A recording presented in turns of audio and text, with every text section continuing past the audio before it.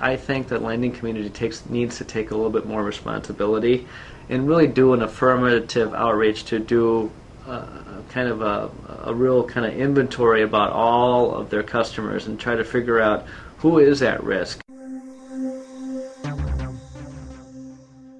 I'm John Choi, the St. Paul City Attorney, and I've been involved with dealing with the mortgage foreclosure crisis in my capacity as I started and founded the National Multi-City Litigation Working Group on Foreclosures. But the City of St. Paul has a mortgage foreclosure prevention hotline that I know has been ringing off the hook, and we do have foreclosure prevention counselors who have been working with these lenders, and we have had some really good success stories.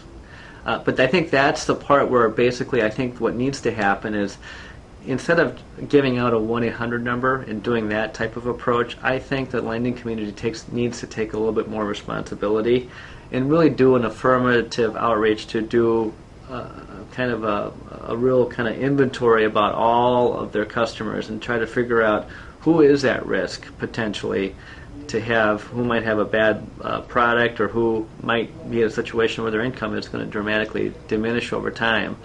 And they should affirmatively try to go out and try to help these individuals, because I think we're all in it together. I mean, one extra foreclosure in the city of St. Paul is not good for anybody. It's not good for the bank. It's not good for the people who live in that particular area. And overall, it's not good for anyone living in St. Paul. So that's what needs to happen. So that's what we are really pushing, is to get some sort of new protocol in place where we are going to really try to do an intervention model and get the lending community to kind of join with us in doing that. I mean, we're doing a lot of that right now in St. Paul through our Planning and Economic Development Department, who have the foreclosure prevention counselors.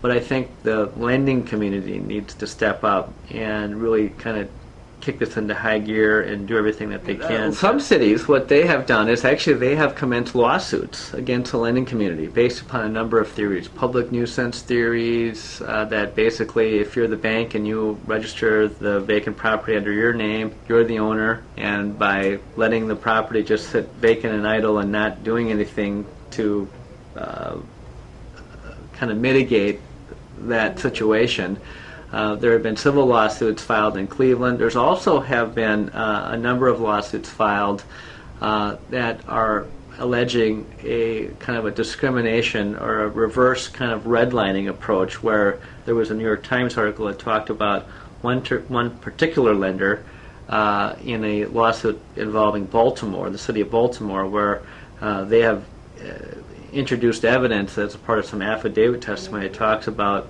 people within the bank who say that they were kind of incentivized to go out and try to find low income and people of color to originate some of these loans that were really unsuitable products for the people who were getting these particular loans. So that lawsuit is still pending. The city of Baltimore, the city solicitor is George Nielsen. He's my co-chair with this litigation working group. St. Paul hasn't taken the step to actually file a lawsuit, but we're working very closely. St. Paul is kind of utilizing a demand letter approach, which is to kind of send out a letter threatening a lawsuit and then working on some specifics, and hopefully we can bring back to the community some sort of document that will show some changes or some positive changes that have been made. The City of Baltimore is involved in a Fair Housing Act discrimination claim, and they've been involved with that for quite some time. But we work together, Baltimore, St. Paul, and all of the other communities that are a part of this coalition, and we share information about what's happening in the particular lawsuits, what legal theories are working, what are not working in court, and we have been spending probably the past year kind of developing potential theories in which the city could actually initiate a civil action, but we haven't gotten to that point, and ultimately that's not my call, that's the call of the elected officials in the city. We sent out letters, demand letters, to the lenders that had the highest rate of registered vacant properties in our community. So that was Wells Fargo, MERS Corporation, U.S. Bank, J.P. Morgan Chase, and HSBC were and Deutsche Bank were the six most prevalent lenders that had registered vacant properties in our community. So we started with there, and we've had conversations with all 6 of them. But lately we've had more of a focus on 2 of the banks, which I can't really go into, but we're getting close to maybe a possible agreement on some sort of plan by which we in St. Paul would do 2 things. One is develop an affirmative way where we would intervene with respect to some of these at-risk loans before they become a problem, to actually work with the bank to identify who these individuals might be, and then to make sure that they're getting all possible benefits of what the bank might have today, to kind of do a workout so that we can do a loan modification or whatever it might be to keep them in their home, and so that we don't have to have a foreclosure, because always when you have a foreclosure you always have negative effects. The second thing that we're trying to do is to try to get vacant properties back on the tax rolls as quick as possible. So we're focused on trying to get some sort of kind of a large-scale donation to suitable nonprofits, or maybe even the city, to get these properties rehabbed and back on the tax rolls as quickly as possible. Of those 6 that you named, yes, that you picked as the top 6 yeah, to work with, did any of them just outright refuse to work with you? No, they've all come in and met with us. We have focused our energies on 2 of the banks, and we're kind of systematically trying to get to each one of them. But we had initial meetings with all of them, and they all they all understand that I think mortgage foreclosures aren't a good thing, but at the same time, there's all of these things that get us to no. And so we're still working with that. We're trying to understand some of the dynamics that the lending community has with respect to their fiduciary obligations or legal obligations. But at the same time, there's a real pent-up frustration, I think, in the community. And so what we're trying to do is we're trying to get the lending community to really understand that. And I think they do.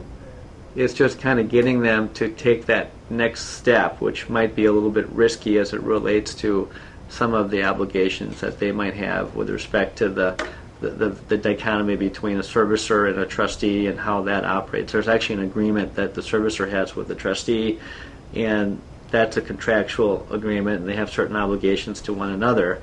And they typically will point the finger at one another saying, well, it's their problem, we can't do this because of them, and they'll say, well, we want to do that, but they won't do it. So what we're trying to do is we're trying to get them to stop doing that and to really focus on the real outcome that we all want. And I think the lending community wants it as well, which is to prevent as many foreclosures as possible and to get vacant properties back on the tax rolls as quick as possible. You know, we have a conference in October, and actually all of the cities are going to be together in Miami. It's a part of the International Municipal Lawyers Association, which is the association of city attorneys in North America. And we have an annual conference every year. This year it'll be in Miami. And a big part of that conference on Monday, all Monday afternoon, is devoted to the mortgage foreclosure crisis. And then we're going to break out into smaller groups, and those individuals or those individual cities who have actually joined our coalition, we are actually going to sit down and strategize of kind of what the next steps might be. There are some cities that want to do a major class action against some lenders. There are some communities that want to keep negotiating and see what we can try to get, because litigation, it sounds like a great idea, but there's always some pitfalls to it too. It takes a long time to get resolution. There's uncertainty. We don't know what will happen in front of a judge. So if there's a way in which we can get some lenders to be proactive, right now it seems to be that's what St. Paul's preference is to try to figure out a way to kind of leverage all of our resources working with the other cities to get them to do something that they otherwise would not do.